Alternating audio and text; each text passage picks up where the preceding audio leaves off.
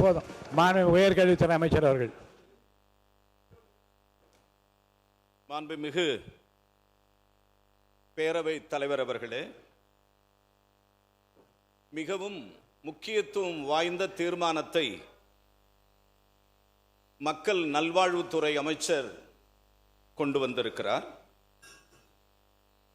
அரசின் சார்பில் கொண்டு வந்திருக்கிற இந்த தனி தீர்மானத்தை இந்திய தேசிய காங்கிரஸ் பேரியக்கத்தின் சார்பாக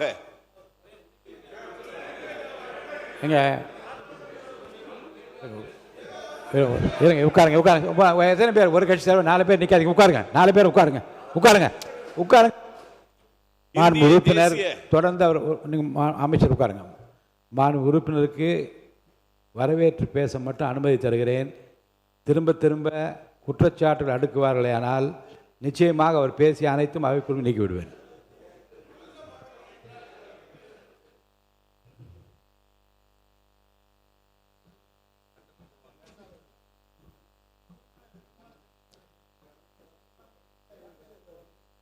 எதுவுமே பேசக்கூடாதுன்னா நீங்கள் மாண்பு உறுப்பினர் சரி. நீட் ஒழிப்பு மாண்பு மக்கள் நலத்துறை அமைச்சர்.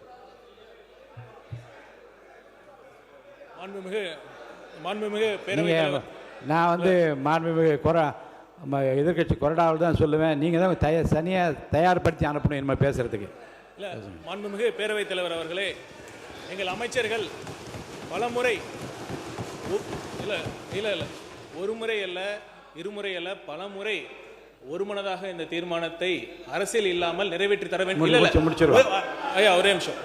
நிறைவேற்றி தர வேண்டும் என்று வேண்டி பணிவுடன் தாழ்மையுடன் கேட்டுக்கொண்டனர். அதையும் மீறி பலமுறை அவர் அரசியலுக்கு எடுத்து செல்லுகிறார் என்பதுதான் உண்மை. இந்த நேரத்தில் நான் பார்த்துக்கிறேன். நான் பார்த்துக் கொள்கிறேன். இல்லை, என்னிடத்தில் ஆதாரபூர்வமாக சென்ற ஆண்டு எப்படி தனியார் மருத்துவக் கல்லூரிகள் நிகர்நிலை பல்கலைக்கழகம் எந்த பழைய நினைவு கொண்டு வர வேண்டாம். பழைய வரலாறு பற்றி இங்கே பேச வேண்டாம். இந்த தீர்மானத்தை ஆதரித்து திராவிட முன்னேற்ற கழகத்தின் சார்பில் பேசிக்கொண்ட உறுப்பினர் அதை ஒட்டி பேசுவாரேனால் நான் அனுமதிப்பேன்.